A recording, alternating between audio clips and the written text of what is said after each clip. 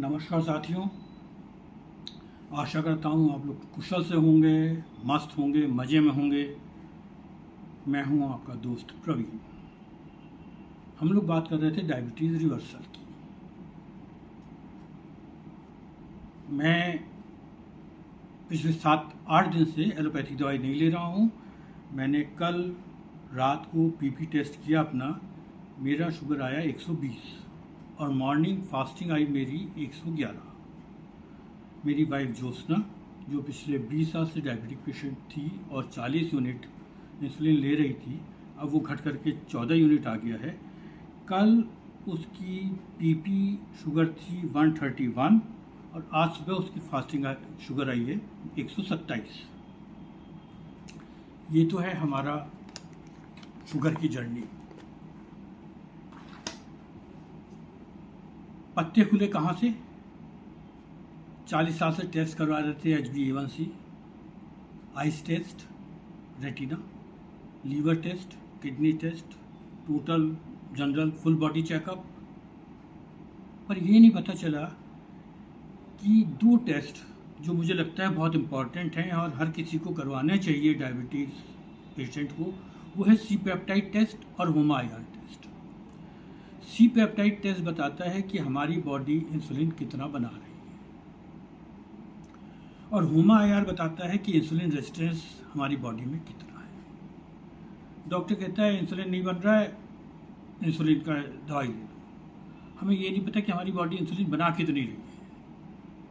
जितना बनाना चाहिए उतना बना रही है, कम बना रही है, ज़्यादा बना रही है। और दूसरी चीज़, इंसुलिन रेजिस्टेंस, हमारी बॉडी में कितना इंसुलिन रेजिस्टेंस है।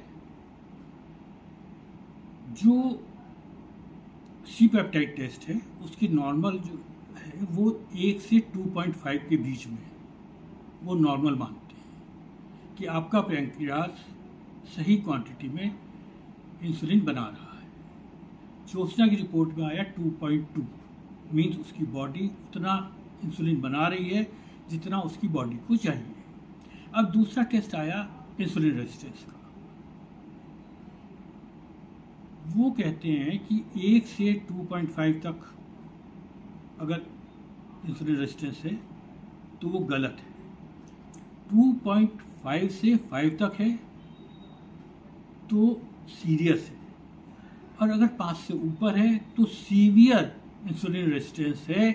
जबकि ज्योत्सना का IR आया 17।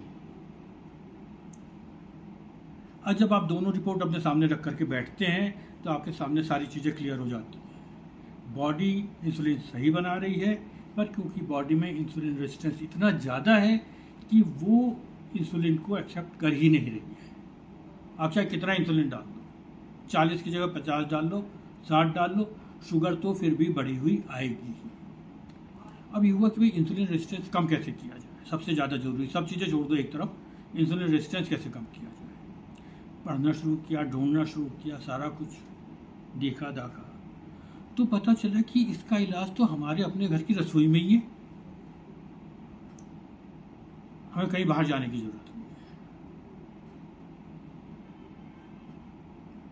भाई बाबा कैसे? कुछ मसाले बताता हूँ आपको।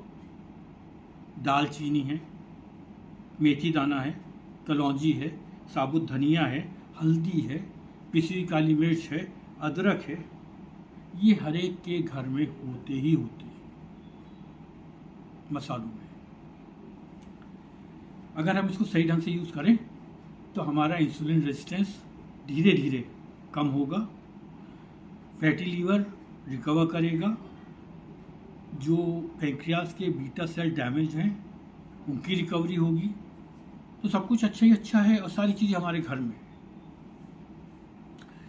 पर उसमें थोड़ी सी चीज़ ऐसी है जो कि आपको देखनी पड़ेगी। जैसे दालचीनी 2 तरह की आती है, एक आती है सिलोन की दालचीनी और दूसरी आती है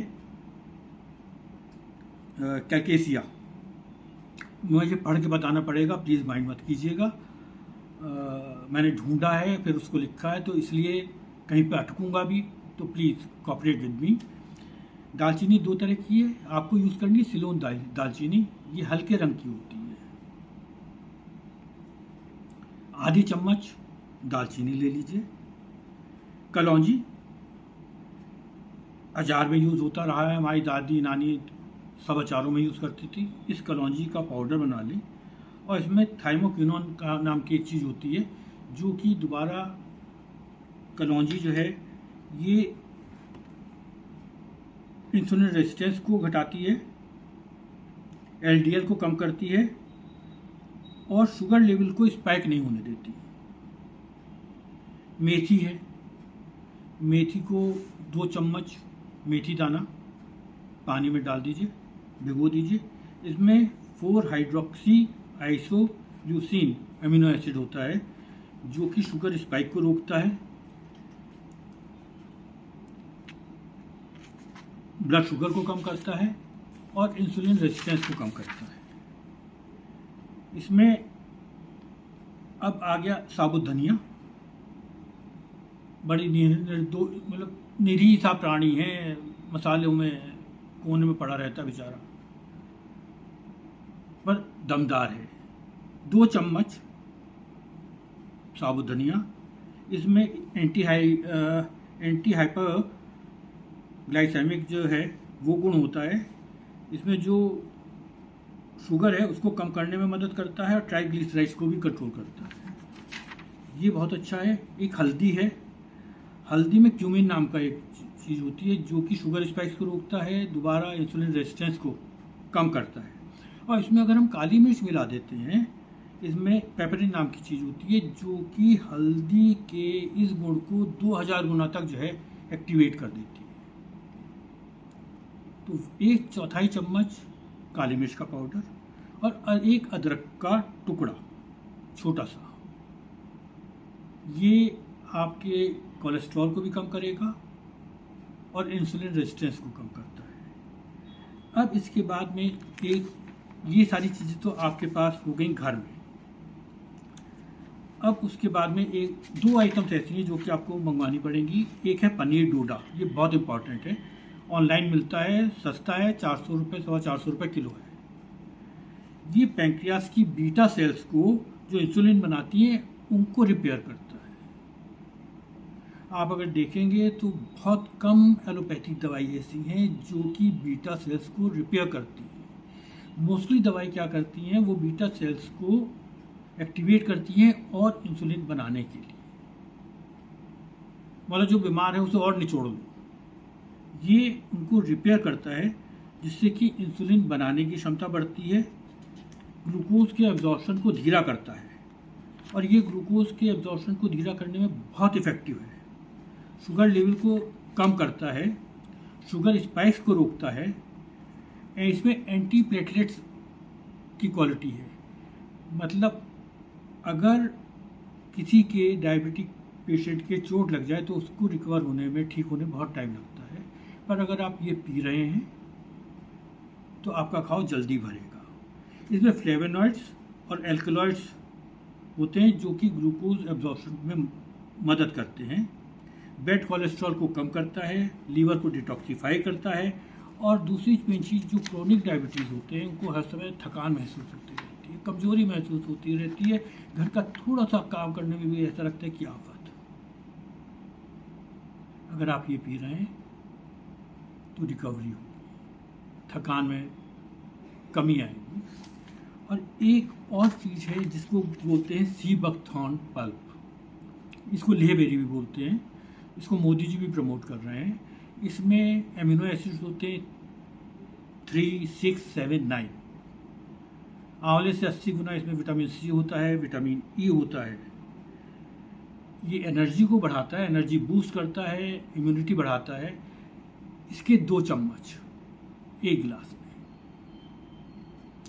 ये सारा सामान आप एक भगोने में डालिए, जो मैंने आपको बताया क्वांटिटी।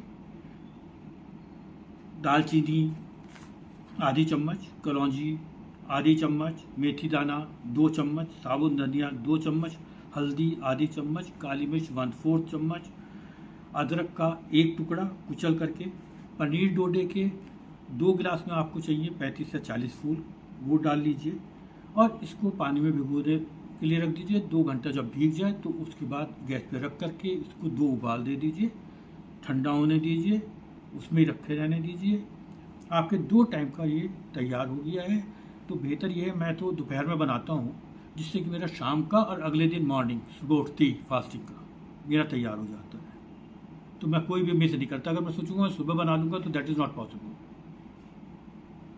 तो मैं दोपहर में बनाता हूँ, मेरे को कोई प्रॉब्लम नहीं है। बीवी भी सो रही होती है तो आराम से बन जाता है, किसी तरह की धकड़ पकड़ नहीं। ट्राई करके देखो और इसको आप कीजिए। कोई मिरेकल होने की उम्मीद बिल्कुल मत करिए, तब आपको फ़ायदा होगा। आप सोचें कि मैंने 2 दिन पिया, मेरी शुगर कम क्यों नहीं हो रही है, ऐसा नहीं होगा। 8 या 10 दिन लगेंगे, उसके बाद में आप चेंजेस अपने आप पाएंगे, आप अपनी एनर्जी में फ़र्क पाएंगे। दूसरी चीज़ जो बहुत ज़रूरी है इसके साथ साथ, आप अपना दिन में 4 बार ब्लड शुगर चेक करेंगे, जो बहुत ज़रूरी है।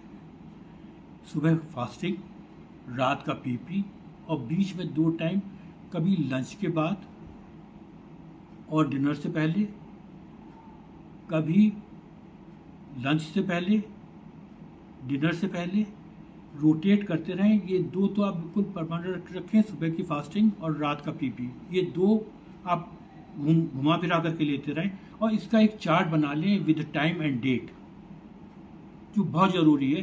क्योंकि आप जब ये ले रहे हैं तो आपका शुगर लेवल अचानक नीचे गिर सकता है। अगर ये नीचे गिरता है तो इसको 2 दिन के लिए बंद कर दें, या पनीर डोडे की क्वांटिटी कम कर दें, बजाय 40 के आप 10 या 15 फूल डालें। इसमें चांस बिल्कुल नहीं लें। मैं बार बार एक चीज़ कह रहा हूँ, चीज़ बहुत अच्छी है पर अति या रिस्क नहीं लीजिए, रिक्वेस्ट है। इसको आप करें, फ़र्क पड़ेगा, गारंटी से फ़र्क पड़ेगा। थोड़ा मुश्किल है क्योंकि खुद घूटना है। एलोपैथिक दवाई में फ़ायदा ये है कि गए, गोली निकाली, पानी लिया, सटक गए, ठीक। इसमें आपको मेहनत करनी पड़ेगी थोड़ी सी। ऐसा भी नहीं है, सारा सामान निकाल के एक जगह रख लीजिए। मैंने एक डिब्बे, 8-10 डब्बे बना रखे हैं, किचन में एक जगह रखे हुए हैं। गया, सब डाला, पानी डाला, हार्डली टेक्स 5 मिनट्स। रेगुलर करें। और अभी 7 दिन पहले मैंने अपना पीपी लिया तो अचानक वो आ रहा था 80, ज्योत्सना डर गई। सालों बाद ऐसा हुआ कि वो खुद गई, किचन में से मिठाई की प्लेट लेके आई, 6-7 पीसेस, तो मेरे सामने रख के बोली खाओ। मैंने कहा ऐसे? बोली नहीं, तुम्हारी शुगर बहुत कम हो गई है, कहीं ऐसा ना हो रात में ज़्यादा कम हो जाए। मैंने 2 पीस खाए, मैंने कहा बस। बोली नहीं नहीं, 2 और खा लो। बहुत इंटरेस्टिंग मोमेंट था। 4 साल बाद ज़बरदस्ती आपको मिठाई खिलाई जा रही है, जबकि पहले ये होता था कि एक मिठाई खाने के बाद प्लेटें हटा ली जाती थी कि बस हो गया। चलो,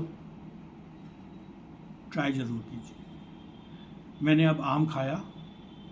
फ़र्क इतना है कि पहले मैं 3-4 आम खाता था, अब मैंने आधा आम खाया, आराम खाया और शुगर नहीं बढ़ी। इसके साथ, इसको पीने के साथ साथ आपको थोड़ा सा अपने लाइफ स्टाइल में चेंज करना पड़ेगा, जो बहुत ज़रूरी है। पहली चीज़, सुबह के टाइम जो हम चाय के साथ बिस्किट खाते हैं, रस खाते हैं, वो बंद कर दीजिए। ड्राई फ्रूट भिगोइए, 5 बादाम, 2 अखरोट की गिरी, सुबह चाय के साथ आप वो खा लीजिए। और बिस्किट, रस, जो ये पैकेज आते हैं आइटम, ये बंद कर दीजिए। अगर हो सकता है तो वेजिटेबल जूस, मतलब खीरा, टमाटर का जूस, उसमें थोड़ी कच्ची हल्दी डालें, काली मिर्च डालें, अदरक का टुकड़ा डालें, वो निकालें, वो पी लें। पेट में फाइबर भी जाता है, ग्रीन वेजिटेबल्स भी जाती हैं। ब्रेकफास्ट में आप प्रोटीन रिच ब्रेकफास्ट करें। उसमें आप चिल्ला बना लें, मूंगी दाल का चिल्ला बना लें, बेसन का चिल्ला बना लें, पनीर डाल लें, ये सारा कुछ आप कर लें। लंच प्रॉपरली, रोटी सिर्फ अगर हो सके तो ज्वार की रोटी खाएं, बाजरे की रोटी खाएं, गेहूं की रोटी ना खाएं। ढेर सारी हरी ग्रीन वेजिटेबल्स और सलाद खाएं। डिनर थोड़ा जल्दी कर लें, लाइट करें। और एक गहरी नींद ली, फ़र्क साफ दिखाई देगा। एक चीज़ की उम्मीद करूँगा, जब सारा कुछ हो, सुधार हो तबीयत में, तो मुझे कमेंट्स में ज़रूर डालें कि आपको कितना फ़ायदा हुआ। मुझे अच्छा लगेगा और आपकी सफलता में मैं अपनी भी सफलता मानूंगा अगर आपका स्वास्थ्य में सुधार होता है तो। अभी ज्योत्सना 14 यूनिट ले रही है, 14 से 0 तक इसके सफ़र में हम फिर मिलेंगे और बीच में भी मैं मिलता रहूँगा। बाकी सब कुछ बढ़िया, हम मिलते हैं। नमस्कार।